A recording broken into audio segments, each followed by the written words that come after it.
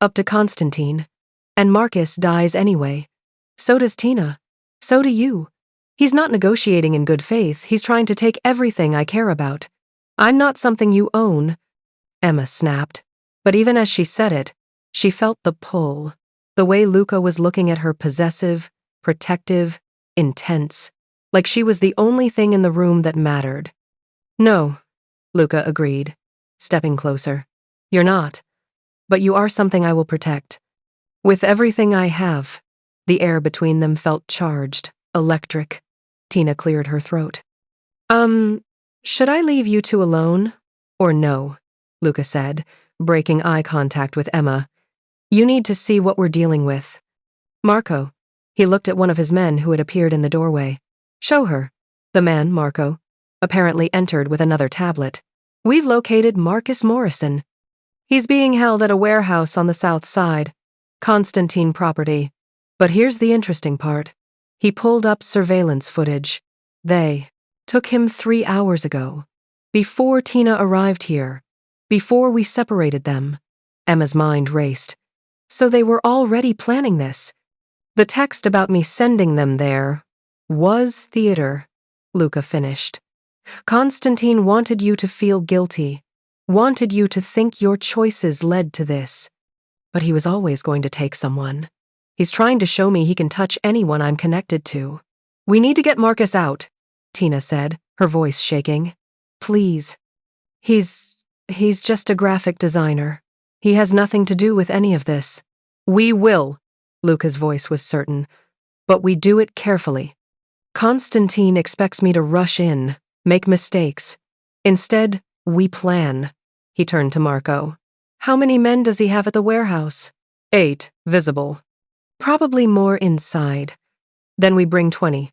Full tactical gear. I want this done quietly, no police involvement, no civilian casualties. Luca's commander voice was back, sharp and clear. And I want Constantine to know this was me. I want him to understand what happens when he crosses lines. Emma watched him work, saw the way his people responded to his orders with instant obedience. This was Luca Valente in his element, dangerous, powerful, in complete control. And God help her, it was attractive. What about Emma? Marco asked. If you're leading the extraction, she'll be vulnerable here. She comes with me. What?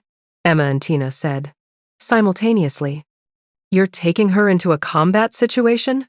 Marco looked incredulous. That's the only way I can guarantee her safety. If Constantine attacks here while I'm gone, we're spread too thin. Luca turned to Emma. You stay in the car. Armored. Bulletproof glass. You don't get out no matter what happens. Can you do that? Emma should have said no. Should have argued. But the truth was, she didn't want to be left here. Didn't want to be separated from Luca while he walked into danger. When had that happened? When had she started feeling safe with him instead of threatened? By him? I can do that, she said. The warehouse district looked like something out of a crime movie. Abandoned buildings, broken streetlights, the kind of place where bad things happened and nobody asked questions. Emma sat in the back of the armored SUV, watching through tinted windows as Luca's men moved into position. Luca was wearing tactical gear now, black, fitted, with a vest that somehow made him look even more imposing. He'd tried to leave her at the house, argued with her in the car, but Emma had been firm. If they were rescuing Marcus because of her, she needed to be here. Tina had been left behind, too dangerous, Luca had said, and this time Tina hadn't argued. She'd just made Emma promise to bring Marcus back safely. 10 minutes, Marco said through the communication system in the SUV. We breach in 10. Emma's hands were shaking. She clasped them together, trying to stay calm. The driver, a large man named Santos, kept glancing at her in the rearview mirror. Mr. Valente knows what he's doing, Santos said, his voice surprisingly gentle. I've worked for him for 5 years. Never seen him lose a tactical situation. There's always a first time. Not tonight. Santos's confidence was absolute. Not with you watching. Before Emma could ask what that meant, Luca appeared at her window. He opened the door, but didn't get in, just leaned into the doorway, his face close to hers. If anything goes wrong, if you hear gunshots, if you see anyone approaching this vehicle who isn't my men, you tell Santos to drive. You don't wait for me. You don't look back. You just go. Understand? Luca, promise me, Emma. His hand found hers, warm and strong. Promise me you'll run if this goes bad. Emma looked into those dark eyes, saw the fear there beneath the control. He was afraid for her. Despite everything, the power, the violence, the careful planning, he was afraid she'd get hurt. I promise, she whispered. But you promise me you'll come. Always. His thumb brushed across her knuckles, a gesture so tender it made her breath catch. I have too much invested in keeping you safe to die tonight. Then he was gone, moving back toward his men with fluid grace. Emma watched through the window as they moved in silent, coordinated, professional. The warehouse door opened. Luca was the first one through. Gunshots. Emma's heart stopped. Santos tensed, hand moving toward the gear shift, but then, clear. Marco's voice crackled through the comm system. We've got Morrison. 4 hostiles down. Rest surrendered. Building is secure. Emma sagged with relief. Minutes later, she saw them emerging. Luca leading. Marcus stumbling between 2 of Luca's men, clearly roughed up but alive. Tina would be so relieved. But where was Luca?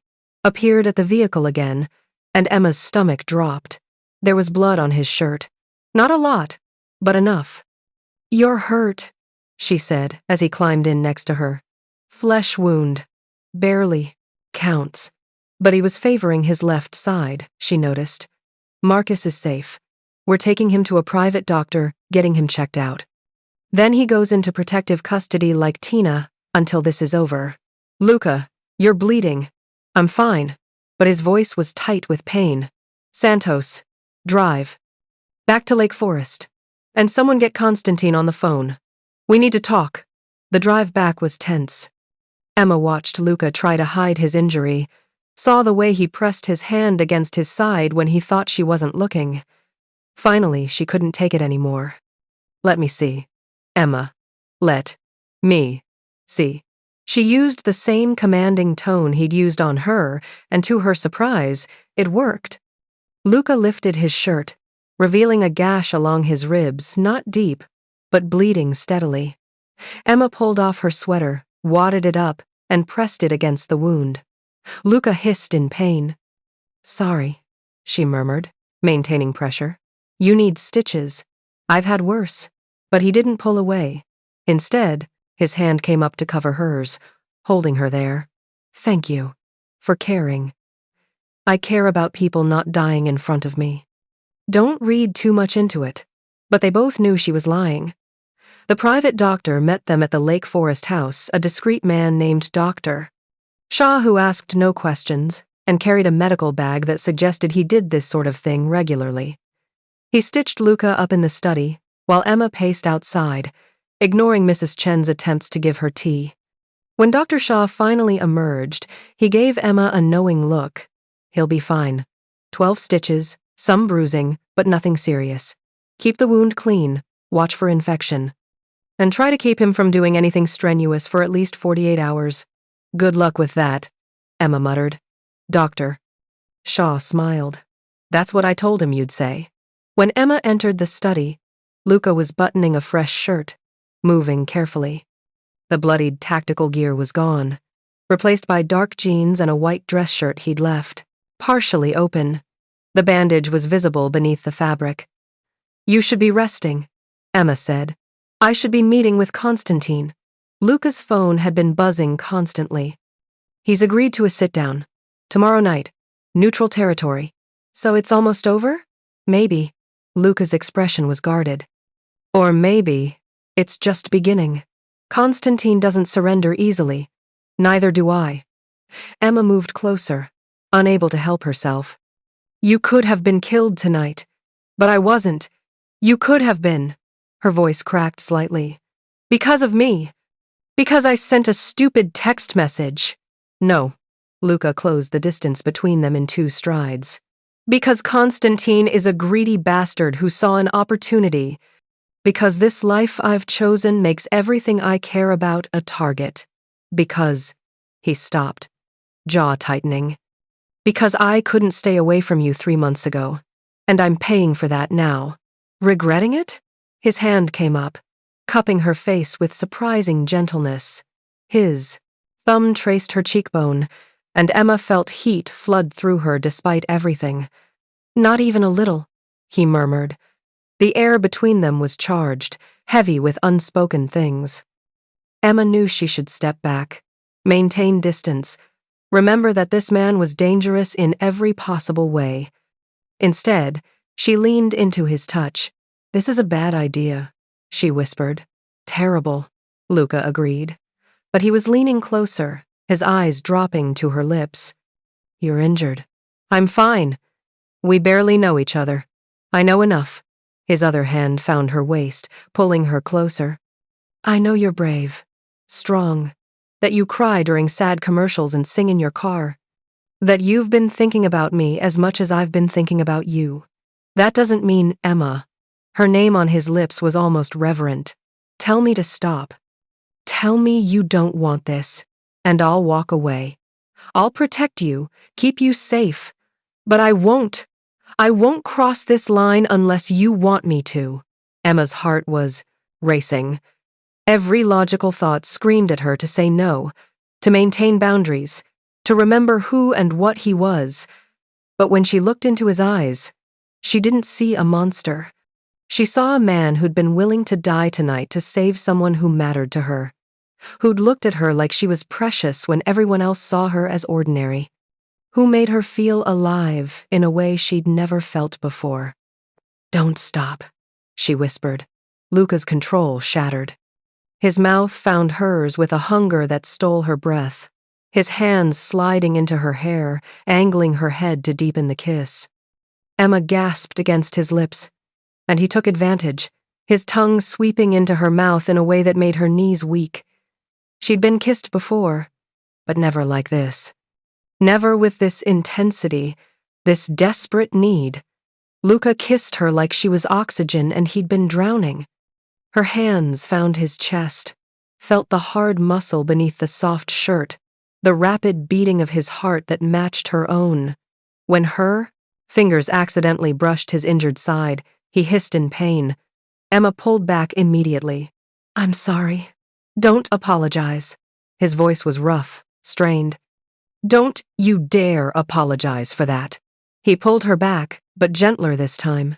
His kisses traced along her jaw, down her neck, each one sending shivers through her. Emma's hands slid into his hair, holding him close, not caring anymore about logic or danger or consequences. Luca, she breathed. He groaned against her throat. Say my name like that again and I won't be responsible for what happens next. Promise? He pulled back to look at her, his eyes dark with desire and something else, something deeper. You're going to kill me, Emma Carter. One way or another, you're going to be the death of me. Not if Constantine gets to you first. The mention of the meeting tomorrow sobered them both. Luca rested his forehead against hers, his breathing slowly returning to normal. I need to tell you something, he said quietly. Tomorrow night, when I meet with Constantine, there's a chance it goes bad. A chance he doesn't want to negotiate. That he wants... Don't. Emma pressed her fingers to his lips. Don't talk about worst-case scenarios. Not right now. Emma, you'll come back. You promised. She pulled his hand to her lips, kissing his palm.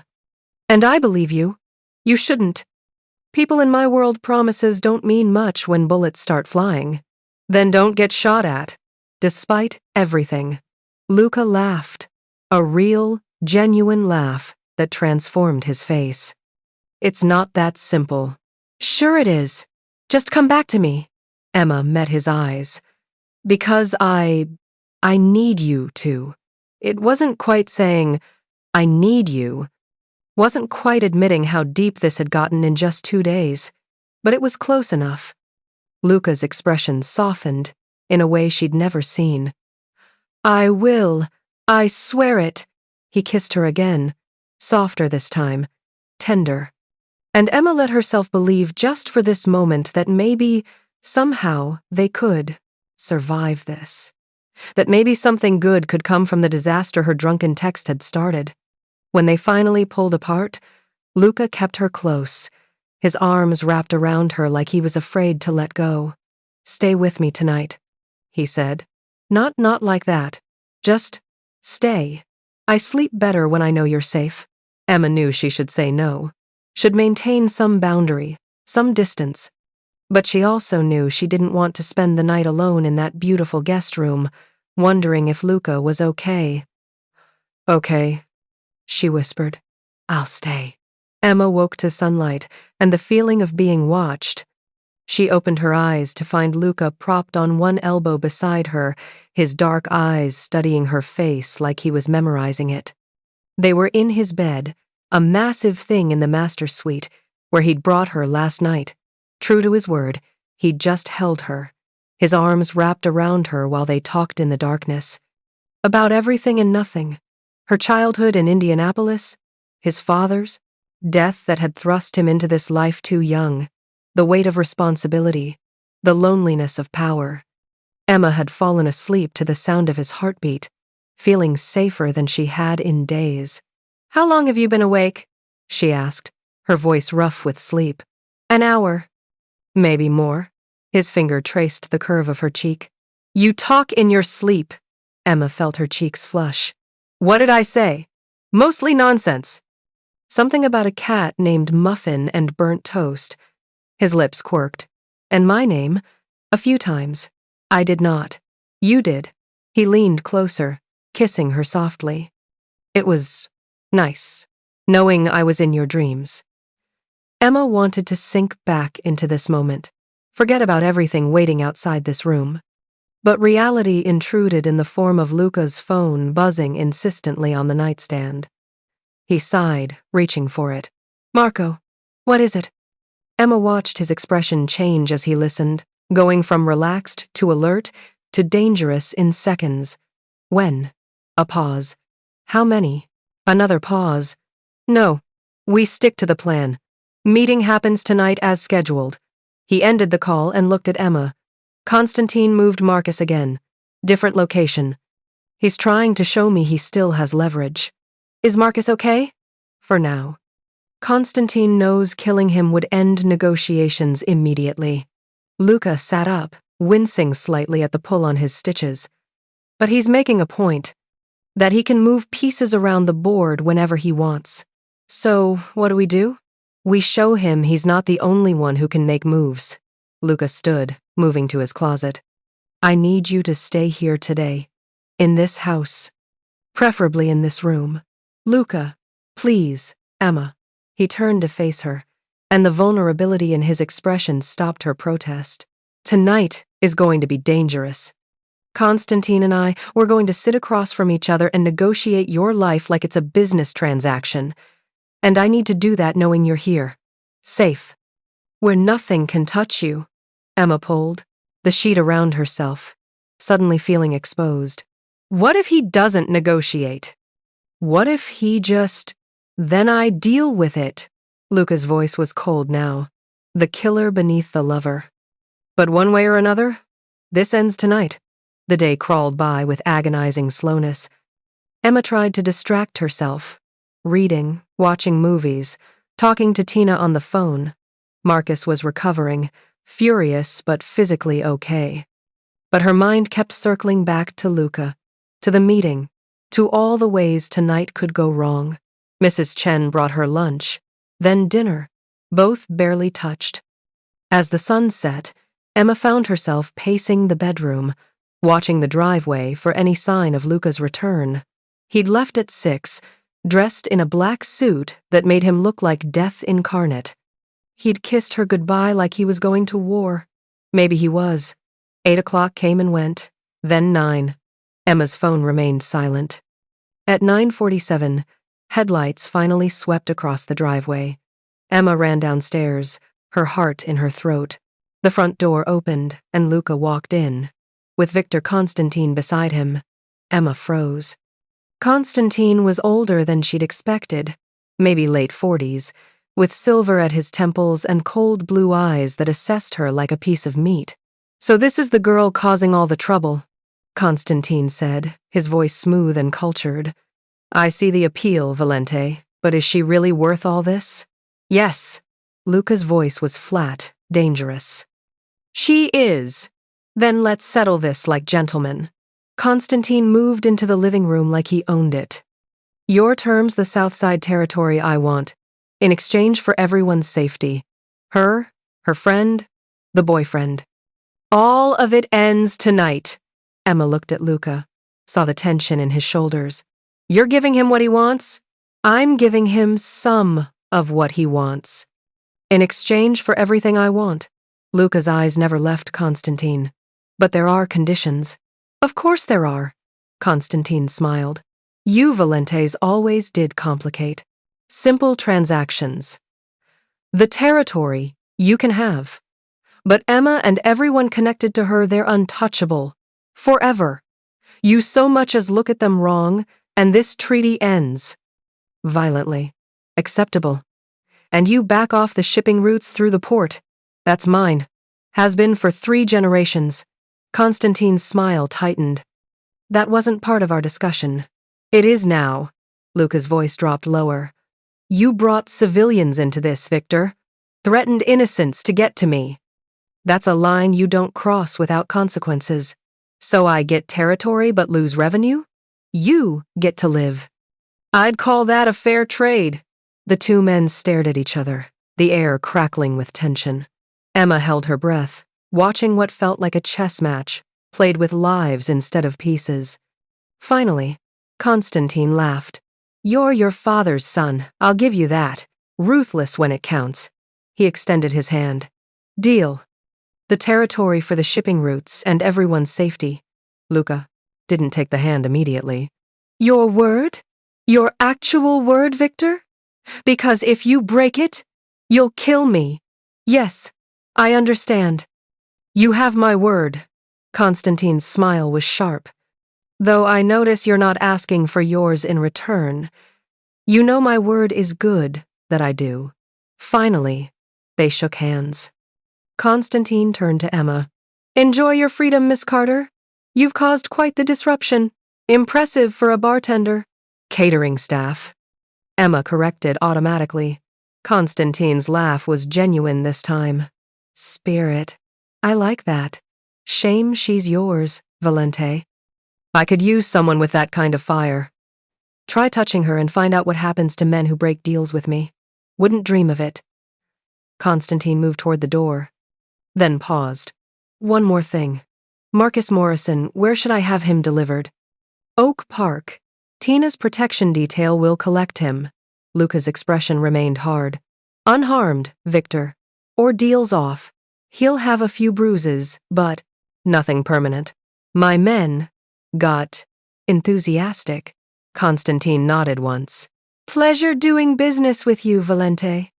"Let's not do it again." Then he was gone, swept out the door with his security, leaving Emma and Luca alone in the sudden silence. Emma's legs gave out. She sank onto the couch, adrenaline crash hitting her all at once. "Is it over? Is it really over?" "It's over."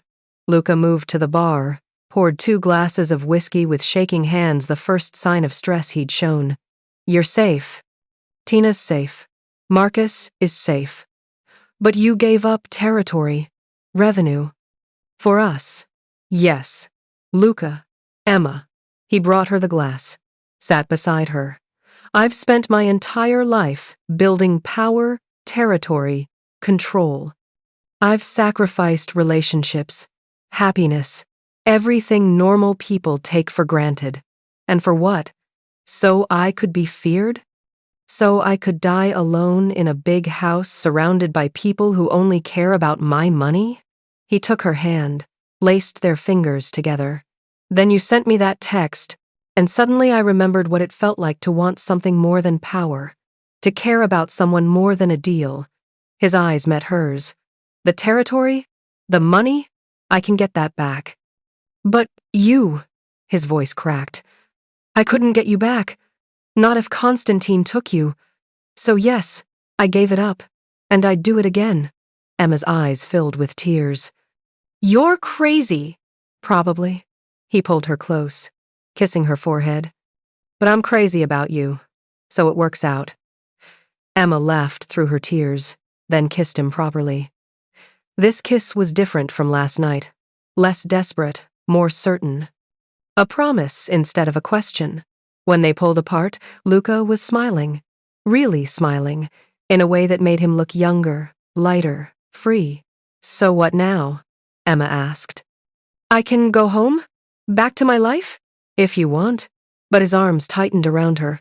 Or you could stay. Here. With me.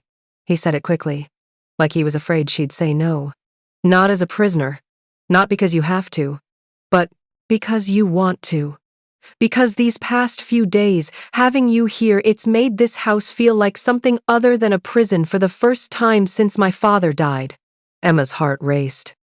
Luca, that's a big step. We barely know each other. I know you hate mornings and love thunderstorms and cry during insurance commercials. I know you're brave enough to stand up to men with guns and kind enough to forgive your friend for getting you into this mess. I know you make me feel human again. His hand cupped her face. I know it's fast. Crazy fast. But Emma, I don't want to let you go. Emma thought about her apartment, her old life, the independence she'd fought so hard for. Then she thought about waking up in Luca's arms, about the way he looked at her like she was the most important thing in his world, about feeling safe and desired and seen in a way she'd never experienced before. I'd want my own space, she said finally. Not completely separate, but mine. A place. To work. To be alone when I need it. Hope lit Luca's eyes. Done. I'll convert the East Wing. Office, studio, whatever you want. And I keep my job. I'm not going to be some kept woman who depends on you for everything. I'd expect nothing less. And Tina gets to visit. Whenever she wants. No security checks or interrogations. Emma, those are my terms. She met his eyes. I'm not giving up my entire life for you, Luca. But I'm willing to build a new one. With you. If you can handle that. Luca laughed, pulling her into his lap. You drive a hard bargain, Emma Carter. I learned from the best. He kissed her again, and Emma felt something settle in her chest. This was crazy.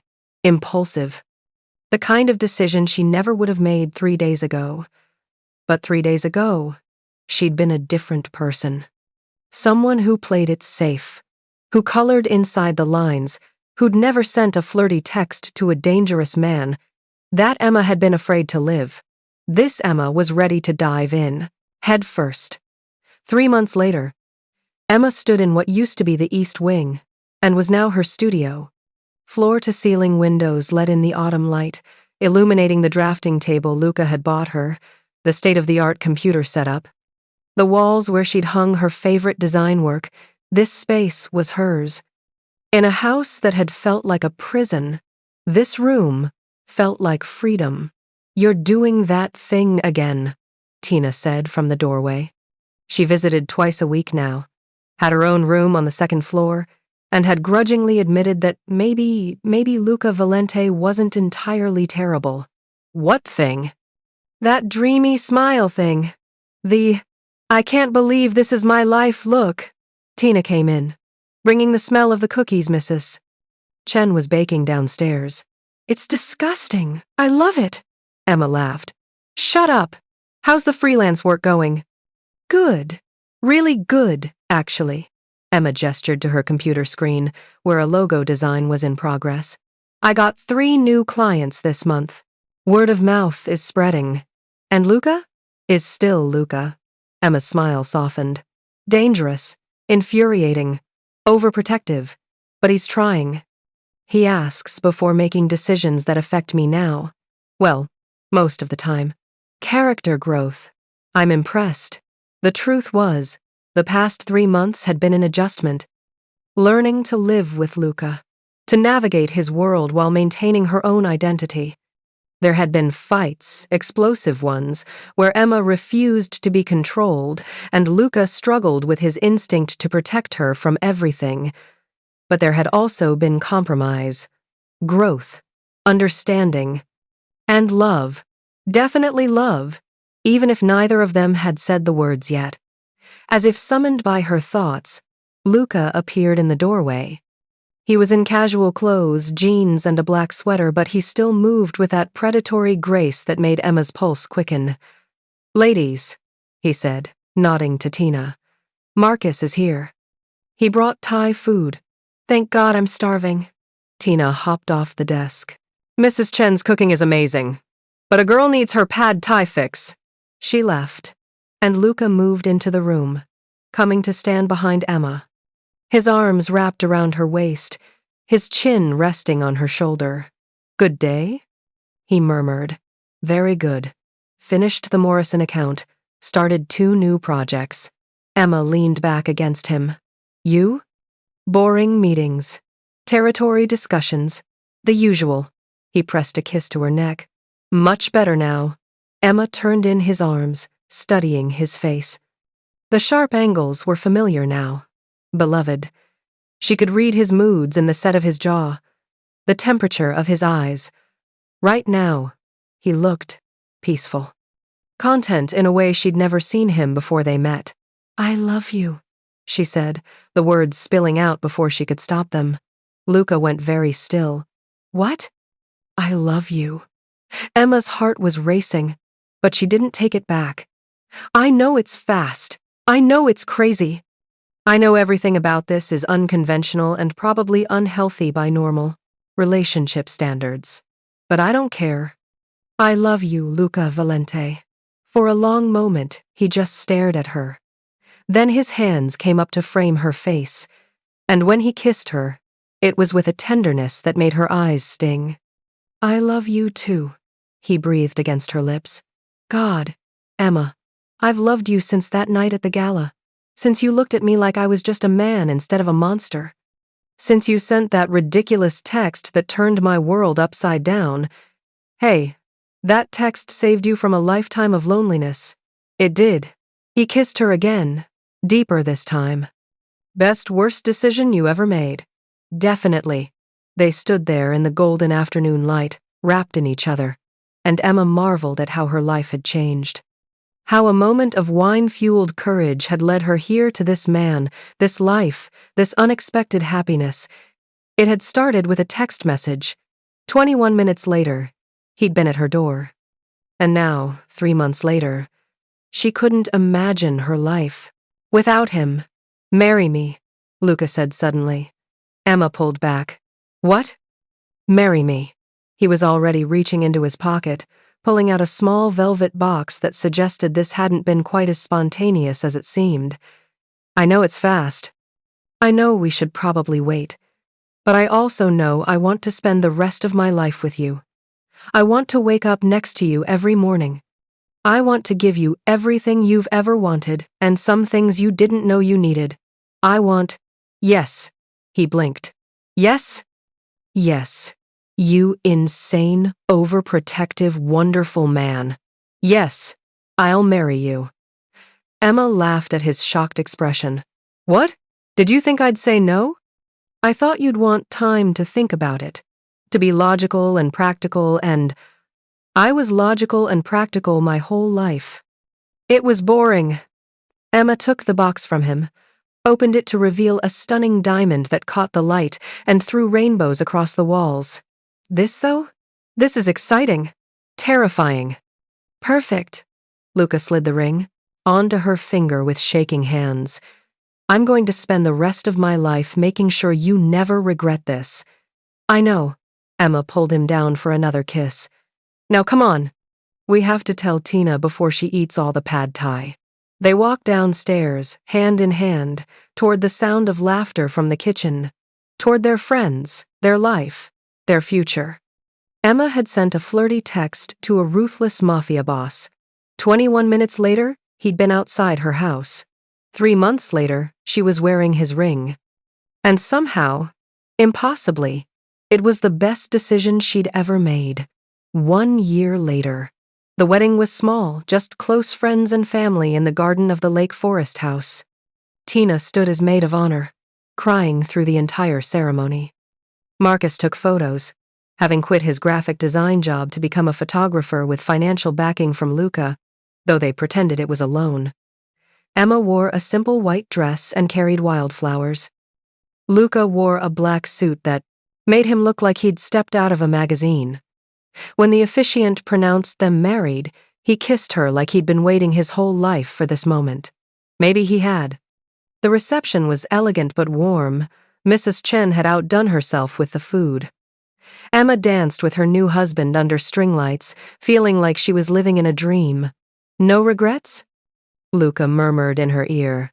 Not even one, even though you're married to a criminal? Alleged criminal, Emma corrected. You've never been convicted of anything, he laughed.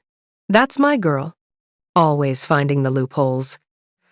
Later, when the guests had gone and they were alone in their room, Luca pulled out his phone. I have something for you, he said, pulling up a text thread. Emma's eyes widened.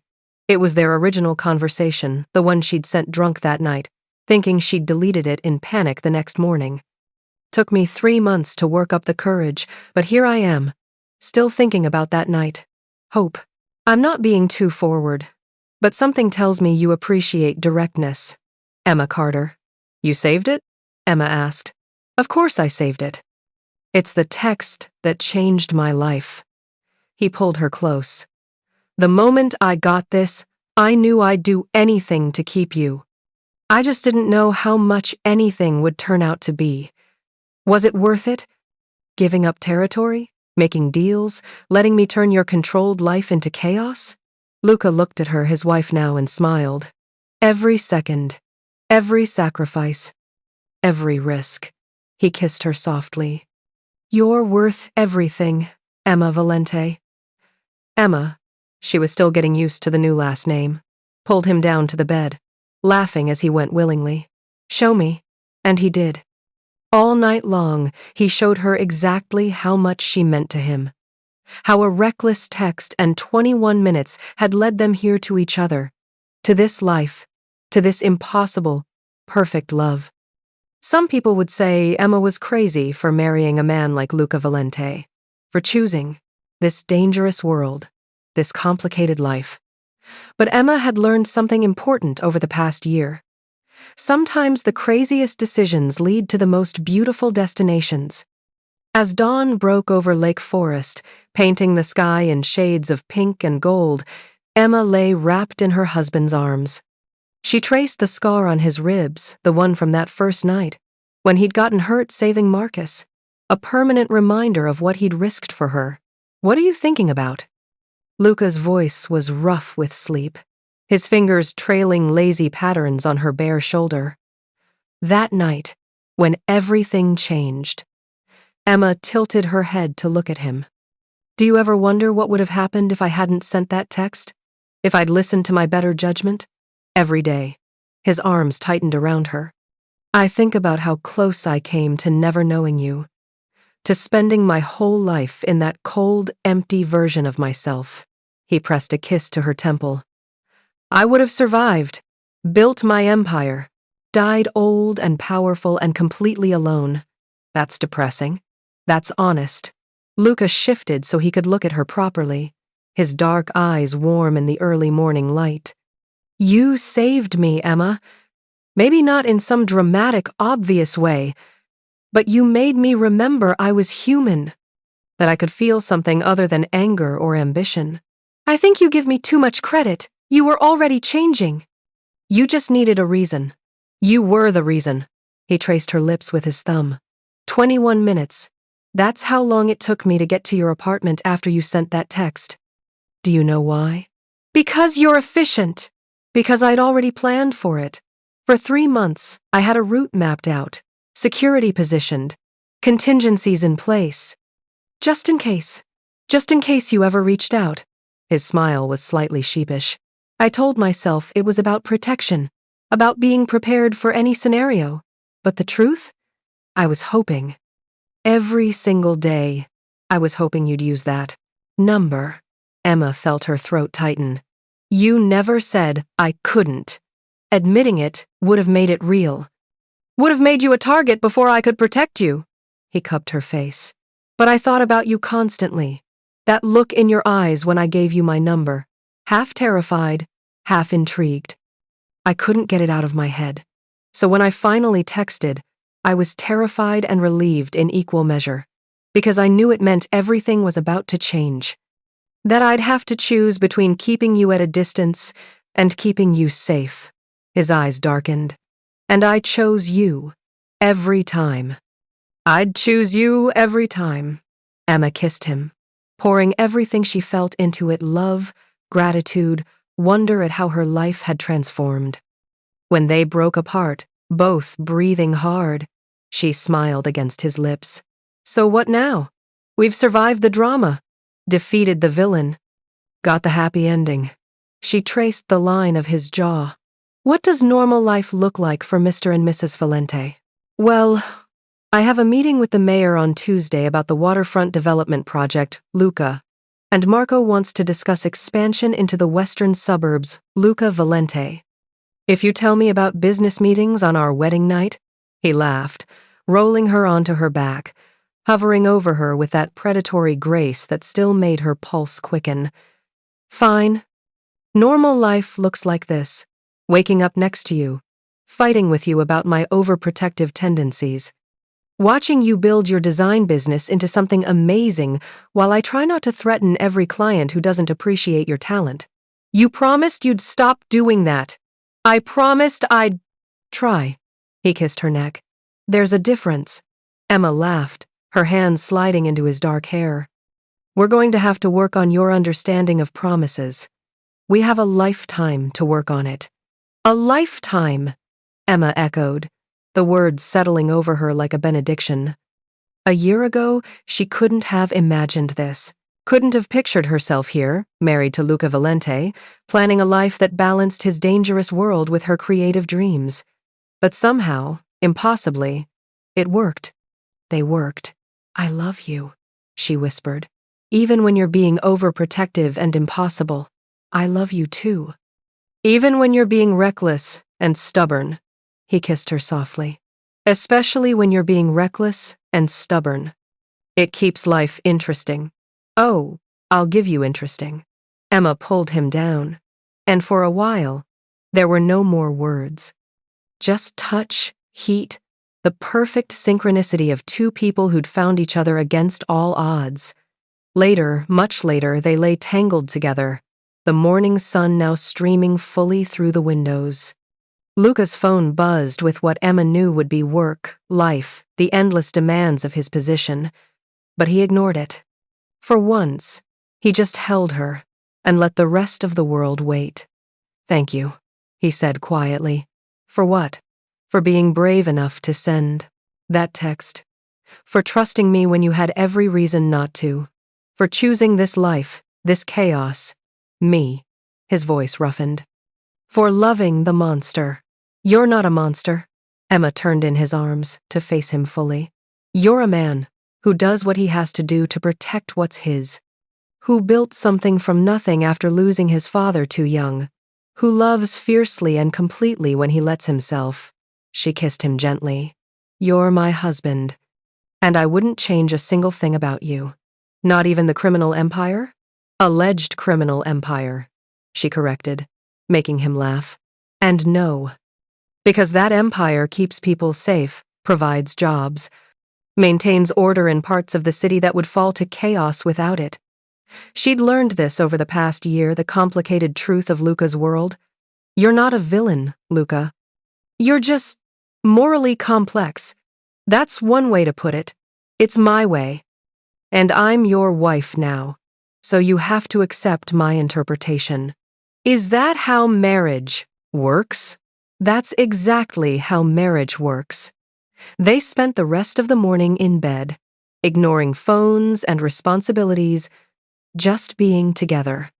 Eventually, hunger drove them downstairs, where Mrs. Chen had prepared a wedding brunch that could have fed 20 people. She's excited, Luca explained, watching Emma's eyes widen at the spread. She's been waiting for me to find someone for years. Now she's determined to make sure you're well fed enough to give her grandchildren to spoil. Emma choked on her orange juice. Grandchildren? Not immediately, Luca said quickly. Whenever you're ready. If you're ready. I'm in no rush, but there was something in his eyes, hope, maybe. Longing. The idea sent a little thrill through Emma. Mini Luca running around the house, wreaking havoc. A little girl with her eyes and his stubborn jaw. A family built from the ashes of that one reckless text. Someday, she said softly. When we're ready. When the business is more stable and I've built my client base, and we've had time to just be us. She took his hand. But someday, yes, I want that. With you. The smile that lit his face was worth everything. Every moment of fear, every sacrifice, every risk. This was what it meant to build a life with someone. Not just the passion and drama, but the quiet moments, the planning, the dreaming together. Tina and Marcus showed up around noon, ostensibly to help clean up from the wedding, but really just to hang out. They'd become fixtures in the Lake Forest house, comfortable enough now that Tina raided the kitchen without asking and Marcus debated politics with Luca without fear. It was normal. Beautifully, wonderfully normal. As the afternoon wore on, Emma found herself on the terrace, looking out at the grounds that had once felt like a prison and now felt like home. Luca joined her, slipping an arm around her waist. Regrets yet? He asked, echoing his question from the reception. Not even one, Emma replied, echoing her answer. Even though your life will never be normal? Even though you'll always be looking over your shoulder, always be aware of the danger? Emma turned to face him fully, taking both his hands in hers. Luca Valente. I sent a flirty text to a man I barely knew at 11:47 p.m. on a Friday night while drunk on cheap wine. 21 minutes later, he was at my door, turning my entire world upside down. She smiled. I stopped being normal the moment I hit send. And I've never been happier. He kissed her deep, thorough, full of promise. When they broke apart, he was smiling in that way that made him look younger, lighter. Come on, he said, pulling her toward the door. I have something to show you. He led her to the garage, a space Emma rarely entered, and stopped in front of a car covered by a tarp. What is this? Wedding present. From me to us. Luca pulled off the tarp to reveal a gorgeous vintage Mercedes convertible, mint condition, in a deep emerald green. For Sunday, drives. For getting away when the world gets too heavy. For adventures.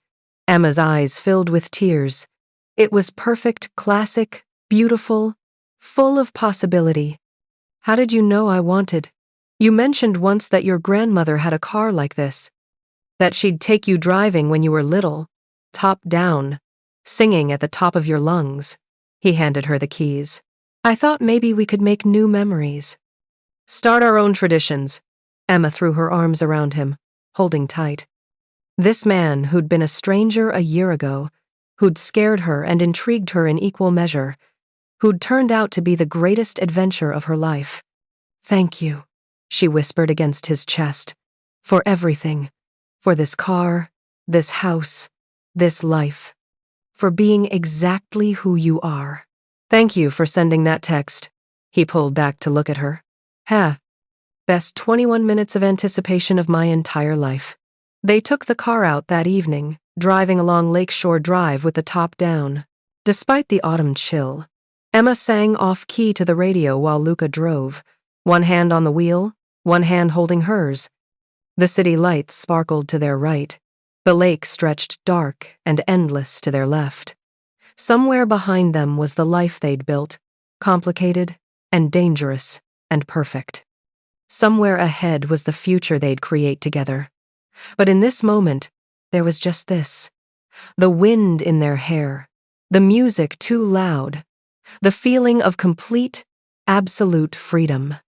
Emma looked over at her husband, at the man who'd shown up at her door 21 minutes after, a reckless text and changed everything, and felt her heart expand with joy.